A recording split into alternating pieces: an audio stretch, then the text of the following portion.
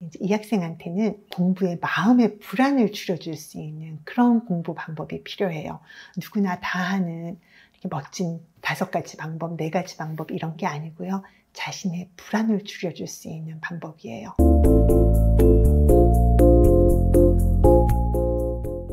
어머니들 애들 공부 때문에 맨날 이렇게 고민 많으시잖아요. 어떻게 하면 좀 좋은 방법으로 할 수 있을까? 어떻게 하면 애를 성적을 올릴 수 있을까? 서울대 가는 공부법, 의대생이 만든 공부법 영상, 또 학원 선생님들이 만든 공부법 영상 이렇게만 하면 반드시 성적 올립니다. 기초 없던 애들도 이렇게 해서 성적 올랐어요. 이런 영상들이 사실 넘쳐나요.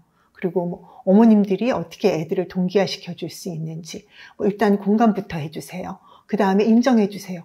이런 이야기들이 많이 있어요. 왜 그걸 보고 따라하기만 하면은 다 잘할 것 같고 좋은 방법들 정답 같은 방법들이 넘쳐나는데 왜 그게 안 돼요? 그거 어머니들 잘못, 애들 잘못 아니에요. 각자의 마음을 알고 이렇게 각자에 맞게, 그 각자의 문제에 맞게 그렇게 접근을 하고 해법을 찾아야 되는데 그게 아니고 누구나 다 좋을 것 같은 걸 알려주면은 그게 나한테는 이렇게 딱 맞지가 않거든요. 그래서 이게 해결이 안 되는 거예요. 공부하는데 성적 안 나와요. 이거 굉장히 흔한 공부 고민이거든요. 그리고 이런 애들을 위한 5가지 해법, 4가지 해법 이런 방송 많이 있어요. 그런데 그 해법이 우리 애한테 이게 딱 적용되는 느낌이 안 들잖아요. 제가 앞에서도 말씀드렸지만 그게 그 케이스마다 이유가 다르고 그 본인 애가 다르고 또 해결책이 좀 달라지거든요. 그 애에 맞춰서. 그래서 그런 거거든요. 그래서 오늘 이 학생은 왜 성적이 안 나오는지 또 그 문제는 뭔지 이 고민 많은 어머니 사연 같이 한번 들어볼게요. 고1 딸아이가 걱정입니다. 중학교 때는 그래도 어느 정도 성적이 나왔습니다. 그때도 공부하느라 끙끙대긴 했지만 그래도 지금같지는 않았어요. 고등학교 올라가서는 매일 저한테 공부 다 못했다고 징징거리는데 제가 어떻게 해줄 수도 없고 저는 들어주고만 있습니다. 몸도 가녀린 애가 잠도 못 자고 공부하는데 뭐라 할 수가 없어서요. 안쓰러운 마음이 가득하다가도 아이의 투정을 다 받아내고 있자니 저도 힘들어지네요. 영수학원 다니고 있고 다른 과목은 스스로 계획 세워서 공부하겠다고 해서 그렇게 하고 있습니다. 실제로 어느 정도 하는지는 알지 못합니다. 저한테 이런저런 상의를 하면 오히려 좋을 텐데 아무것도 물어보지도 못하게 하고 짜증만 내고 불평불만만 말합니다. 표정이 너무 어두워서 제가 사실 뭐라 말 걸기도 부담스러울 정도예요. 대한민국 고등학생 어머니들 다 저처럼 힘들까요? 우리 딸이 공부에서 분명히 문제가 있는 것 같은데 박사님 도움 부탁드립니다. 아이고, 어머니가 이 딸의 짜증과 걱정과 투정 다 받아주시느라고 많이 지치셨을 것 같아요. 이 학생이 보내준 사연도 한번 들어볼게요. 공부할 때 잡생각이 한번 들면 멈추지가 않아서 공부에 집중하기가 힘들어요. 그리고 공부하는 것에 비해 성적이 안 나와서 걱정이에요.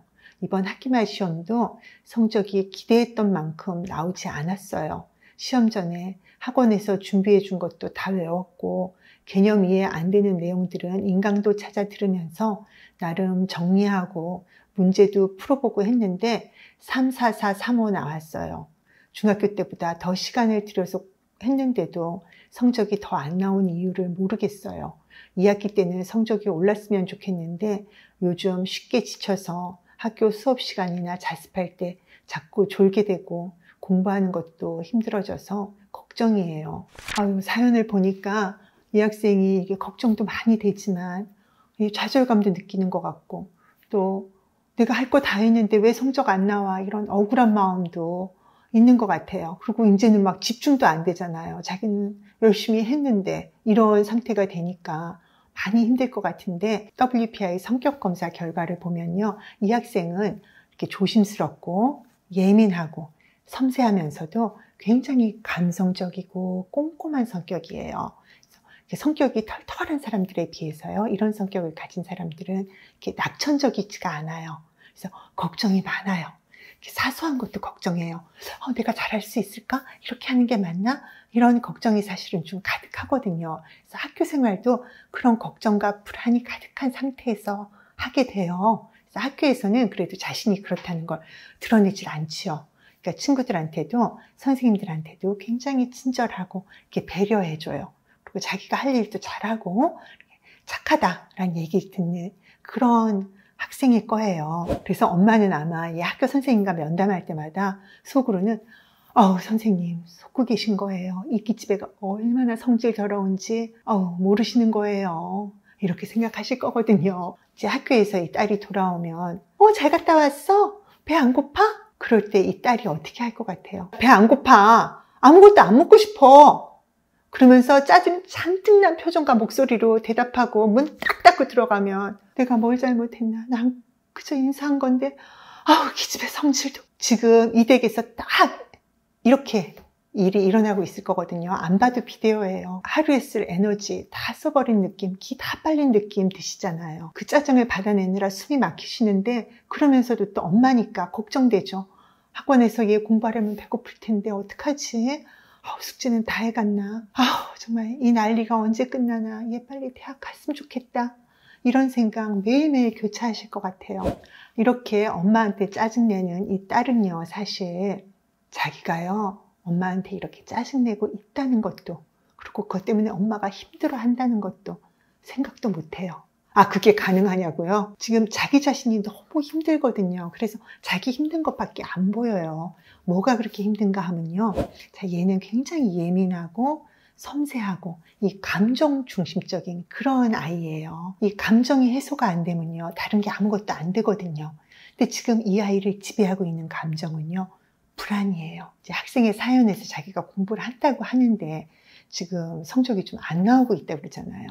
그러니까 자기가 했는데 안 나오면 뭐가 문제가 있는 거니까 이 불안할 수밖에 없죠.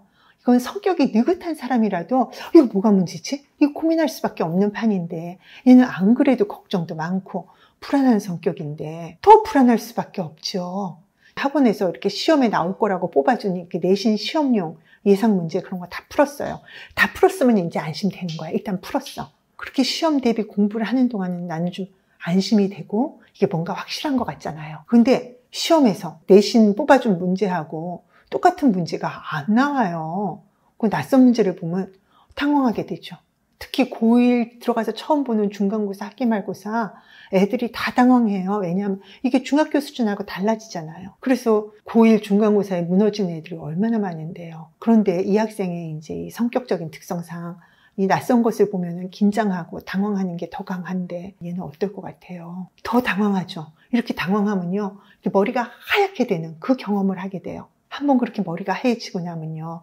그 다음에 나오는 문제들은 아는 문제도 틀렸을 거거든요. 그럼 시험 끝나고 나서 어땠을 것 같아요, 얘가? 정말 엄청 자책하고 힘들었을 것 같거든요. 근데 이 학생의 이런 속상함을 누가 알아줄 수 있겠어요? 자기 자신도 지금 자기가 왜 이렇게 됐는지 얘도 모르는데 나는 열심히 따라 했는데 왜 이렇게 됐지? 그런 생각하면서 지금 속상하고 불안하고 쫓기는 마음으로 공부를 하니까 공부에는 점점 더 집중이 안 되겠죠. 그래서 자꾸 잡생각이 들게 되고 눈으로는 책을 읽는데 머릿속으로는 계속 딴 생각을 하는 이제 그런 상태가 된 거예요. 근데 이 학생이요, 이 LSI 검사를 봐도요, 얘가 좋은 대학 가고 싶고 공부 잘하고 싶은 그런 마음이 있거든요. 그래서 자기는 열심히 해보려고 하는데 성적이 안 나오니까 어때요? 짜증이 날 수밖에 없지요. 그러면 이 짜증을 어떻게 해요? 세상에서 제일 편하고 만만한 엄마한테 그 짜증이 다 갈 수밖에 없잖아요. 이럴 때 어머니가 해주시면 좋은 말씀 알려드릴게요. 엄마는 너 얼마나 열심히 했는지 알아. 딴 사람은 몰라도 엄마는 알아. 네가 얼마나 열심히 했는데 진짜 수고했어 내 딸. 이 한마디 해주시면 돼요. 그 한마디로 이 딸은 엄마가 내가 얼마나 힘든지 알아주었다고 생각하고 이렇게 공감받았다고 생각할 거거든요. 어머님은 이제 이렇게 따님한테 해주시면 되는데 우리 따님은 이제 어떻게 해야 할까? 얘한테 야, 너 그렇게 무조건 외우려고 하지 말고 좀 이해를 하면서 해. 이렇게 얘기해 주면은 그게 효과가 있을까요? 이 학생과 이렇게 상담도 하고 이제 코칭 과정까지 다 진행을 한다고 하면은 그동안 이 학생의 공부를 방해했던 이 학생의 마음의 걸림돌이 무언지 이 학생도 더 잘 받아들일 것 같고 또 해결책도 조금 더 확신을 가지고 시도해 볼 수 있을 것 같다. 그런 좀 아쉬움은 있어요. 이제 이 학생한테는 공부의 마음의 불안을 줄여줄 수 있는 그런 공부 방법이 필요해요. 누구나 다 하는 이렇게 멋진 5가지 방법, 4가지 방법 이런 게 아니고요. 자신의 불안을 줄여줄 수 있는 방법이에요. 배운 거를 잘 정리하는 거예요. 좀 너무 뻔한 방법 같죠? 예, 그럴 수 있어요. 그렇게 생각하실 수 있는데 이제 이 정리라는 것도 조금씩 달라요. 자, 이 학생 성격에는요, 이 공부한 거를 잘 정리해서 이렇게 자신만의 레시피북처럼 이렇게 담거나 하는 거, 그게 굉장히 심리적인 안정도 주고 또 그 과정에서 이 학생이 이렇게 차근차근 이렇게 이해해가는 거, 그렇게 하는 거기 때문에 이게 이 학생한테 굉장히 잘 맞는 방법이에요. 이 학생이 그동안 이렇게 인강을 들으면서 이제 정리를 했다고 하잖아요. 근데 이제 그 정리가 정말 내가 이걸 이해하기 위해서, 나만을 위해서 내 방식대로 하는 정리였는지, 아니면 정리를 하는 게 좋다고 하니까 하는 정리였는지, 이걸 좀 구별해 볼 필요가 있어요. 인강도 이 학생 아마 이렇게 받아 적는 식으로 그렇게 좀 정리를 했을 가능성이 저는 높다고 보거든요. 3등급 정도는 나오는 학생이라서 얘가 아예 기초가 없거나 공부를 막 두려워하거나 공부를 전혀 안 해본 학생은 아니잖아요. 그래서 자신이 이제 이해하는 방식으로 정리하는 게 어떤 건지 이렇게 설명을 듣고 좀 해보면 그렇게 할 수 있을 것 같아요. 이제 그렇지만 이 학생이 자신이 해오던 방식을 선뜻 바꾸기에는 좀 두렵기도 하고 또 혼자서 이렇게 하라고 하면은 계속 이렇게 하는 게 맞나? 이런 걱정을 더 할 것 같거든요. 예를 들어서 하나 얘기해 줄게요. 인강을 듣고 정리한다. 이렇게 하면 강의 내용을 무조건 받아 적는 식으로 정리하면 안 돼요. 이 설명을 요약하면 이건 뭐라고 적으면 되지? 또 이 예시는 어떤 개념에 대한 거지? 그럼 이 예시를 정리하면서 내가 어디다 넣어야 되지? 이런 걸 스스로 계속 물어보면서 스스로 생각하면서 정리하는 거예요. 일단 목차를 잘 써가면서 정리해야 한다는 거 잊지 말아야 돼요. 그렇게 목차를 다 정리하면서 정리를 하면 각 단원의 줄기가 쫙 보이거든요. 그렇게 각 단원의 줄기를 잘 잡아야 돼요. 그러면 중요한 내용과 부수적인 내용이 뭔지 구별이 좀 되고 그게 눈에 들어오게 되고요. 그리고 또 하나 학생이 했으면 싶은 해결책이 있는데 그거는 문제를 풀 때 이 문제를 내가 공부를 다 하고 내가 아나 모르나 이 아는 거를 확인하는 용으로 이렇게 하지 말고요. 내가 뭘 공부해야 하는지 그 방향을 잡는 목적으로 좀 문제집을 풀었으면 좋겠어요. 내가 이거를 아나 모르나로 풀지 말고요. 오픈북으로 풀어요. 이렇게 문제를 오픈북으로 풀면요. 시험에 어떤 식으로 나오는지 파악하면서 공부할 수 있게 되거든요. 어떤 개념이 더 출제 가능성이 높은지 더 중요한지도 알 수 있어요. 그 이전에 내가 다 외워야 한다. 이렇게 압박감을 많이 느꼈을 텐데 이렇게 공부하면 요령을 가지고 어느 게 더 시험에 필요한지 알아가면서 이렇게 요령을 좀 갖고 공부할 수 있어요. 근데 학생이 이제 이 방법을 쓰겠다라고 하면은 마음에 또 거리끼는 게 생겨요. 뭔가 하면 마치 답 보고 베끼는 것 같아서요. 찝찝해요. 이런 거부감이 들 수도 있거든요. 그런데 이제 학생 좀 속는 셈 치고 딱 한 번이라도 좀 해봤으면 좋겠어요.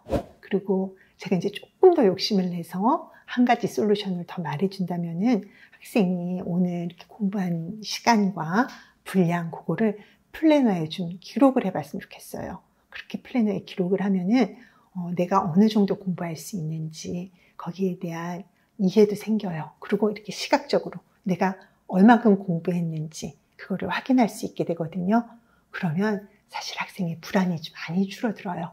그러니까 그게 습관이 될 때까지 좀 시간이 걸릴 수는 있는데 일주일 정도라도 좀 한번 해봐요.